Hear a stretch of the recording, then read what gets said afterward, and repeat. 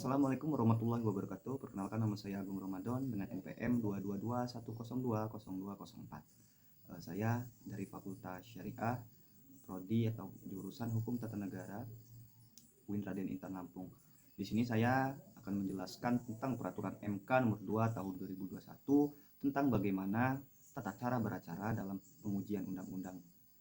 Tentunya yang pertama terkait dengan para pihak dalam peraturan undang-undang, lalu apa objek pengujiannya, alasan pengujiannya seperti apa, alur persidangannya seperti apa.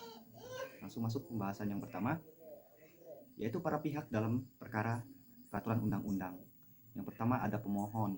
Nah, pemohon ini adalah pihak yang menegakkan hak atau kewenangan konstitusionalnya yang dirugikan oleh berlakunya undang-undang atau Perpu. Dan selanjutnya ada pemberi keterangan. Lalu siapa pemberi keterangan? Di sini ada MPR, DPR, DPD, dan Presiden. Selanjutnya ada pihak terkait. Pihak terkait adalah pihak yang berkepentingan langsung atau pihak yang berkepentingan tidak langsung dalam pokok permohonan. Nah, itu tadi para pihak yang terkait dalam peraturan undang-undang. Selanjutnya objek pengujian. Nah, objek pengujian ini bisa berupa undang-undang dan Perpu. Nah, dapat berupa permohonan, pengujian material, dan menguji ujian formil ya. Nah, yang pertama ada pengujian secara formil. Adalah pengujian terhadap proses pembentukan undang-undang atau Perpu yang tidak memenuhi ketentuan pembentukan undang-undang atau Perpu sebagaimana dimaksud dalam Undang-Undang Dasar Negara Republik Indonesia tahun 1945. Yang selanjutnya ada pengujian material. Nah, pengujian yang berkenaan dengan materi, muatan, dan ayat, pasal, atau bagian dari undang-undang atau Perpu yang dianggap bertentangan dengan Undang-Undang Dasar. Nah, setelah itu ada alasan pengujian. Lalu apa alasan pengujian undang-undang tersebut?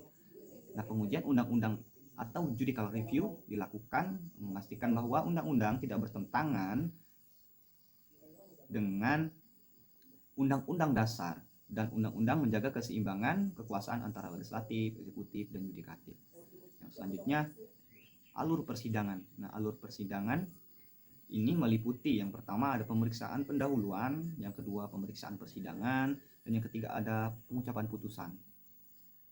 Ada 3 poin dalam alur persidangan.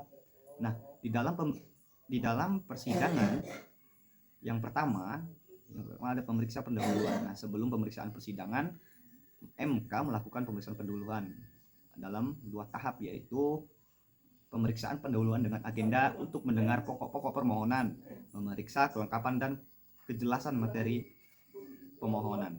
Nah, yang kedua, pemeriksaan pendahuluan dengan agenda untuk memeriksa perbaikan permohonan serta penegasan alat bukti pemohon.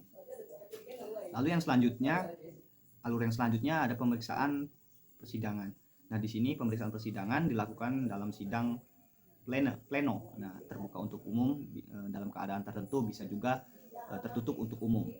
Nah, ini dilakukan oleh 9 orang hakim dan paling sedikit atau sekurang-kurangnya 7 orang hakim.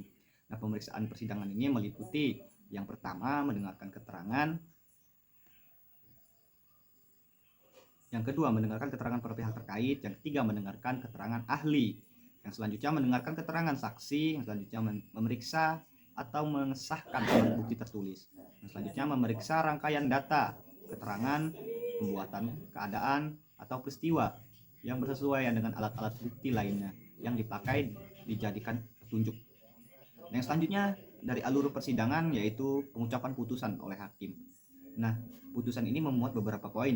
Yang pertama, kepala putusan. Biasanya ini berbunyi demi keadilan yang berdasarkan ketuhanan yang Maha Esa. Dan yang selanjutnya ada nama lembaga.